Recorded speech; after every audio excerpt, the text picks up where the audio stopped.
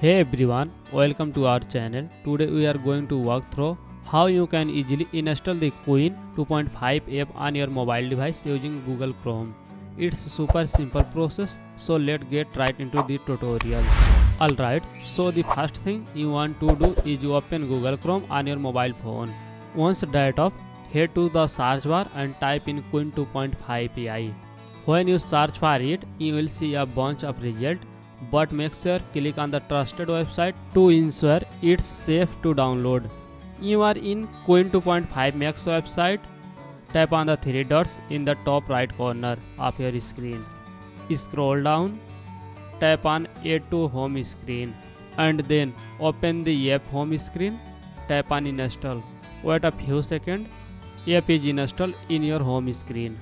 App is here.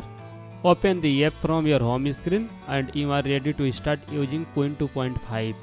And that's it. You have successfully installed Qwen 2.5 on your mobile using Chrome. If you found this video helpful, please give it a thumbs up. Subscribe to our channel for more tutorials. Thanks for watching and I will see you in the next video.